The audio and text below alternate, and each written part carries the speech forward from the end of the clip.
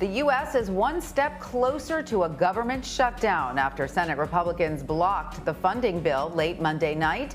The sticking point is over the inclusion of the debt ceiling in the bill. Republicans say they will not support any measure to raise the debt ceiling over concerns Democrats will pursue trillions in extra spending and other policy changes.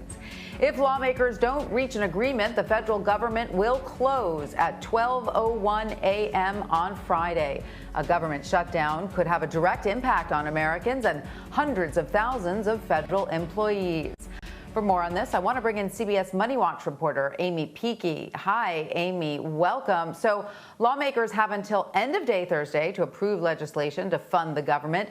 What direct impact will this have on Americans if the government shuts down? Yeah, that's right, Tanya. So what will happen is that all non-essential services done by the federal government will stop. And, what that means is that each federal agency will determine what it considers essential and what's not essential. For most people, the way you're going to feel it is like if you want to go to a national park, it's likely they're going to be shut down if there is a shutdown on Friday. If you need help from the government, if you need to call somebody at the government, like say the IRS, to ask a question, chances are you're not going to be able to get help. If you need to get a permit from the federal government, likewise, is probably not considered an essential function, and that also will be shut down. There also could be some implications for home buyers. In the 2013 shutdown, the IRS stopped verifying income and Social Security numbers, and that led to a delay of 1.2 million mortgages. Eventually they caught up and people got their mortgages completed. But, people are buying homes right now. We know the real estate market is very hot. So that could throw a wrench into some people's plans and delay closings of mortgages and other loans. So, Amy, as of April, 1 in 8 Americans are on food stamps. If the government shuts down, would that also delay the processing of food stamps? And what other much needed services would be affected, the kind that people rely on, on a daily or weekly basis? Right. That's a really good question. So interestingly, there are some programs that are mandatory. One of them is food stamps. And so the funding for the food stamp program will not be impacted. There is a little twist, though, in that the delivery of the food stamps could be impacted if the shutdown lasts more than 30 days. In the shutdown from 2018 to 2019, that was avoided by the Agriculture Department prepaying or paying the benefits early. So they avoided that delay of getting those benefits out. Again, that shutdown, though, in 2018, 2019 was a record long shutdown. It was 35 days. Most shutdowns don't run that long. So there's probably a low risk that that could happen to food stamp recipients.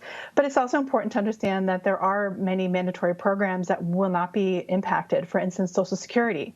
Social Security checks will continue to go out. Medicare and Medicaid are also will be continued because those are mandatory programs. So many of the essential services that Americans rely on will go on without any issues. The problem could come though if people are applying for benefits or if they're trying to get some information or help and some assistance with those programs, that could be impacted. So that's something to be aware of. So, Amy, as you just mentioned, there was that partial government shutdown in 2018 that lasted an epic 35 days. That shutdown was costly. I wonder if the government does shut down again and it lasts anywhere near that amount of time, what sort of impact could it have on a nation still in the midst of a pandemic? Yeah, it's really hard to know at this point, but we do know that from that record-long shutdown 2018 to 2019, the immediate cost was about, I think, $11 billion. Some of that was recouped because people go back to work, they get back pay, but there was a loss of $3 billion in GDP due to that. So some of it, was a hit. And the other thing you have to understand is that workers who are furloughed will get their back pay, but they're essentially being paid not to work. And so that is also, a hit to some extent to productivity and to the essential functions or the functions of the federal government. So at this point, it's hard to know just because we don't know, first of all, will it happen? And then secondly, how long will happen? But every day that it goes on does add to the costs to taxpayers and, the lives of citizens. Absolutely. All right. Well, Amy Peeke, thank you so much for joining us. We appreciate it. Thanks, Tanya.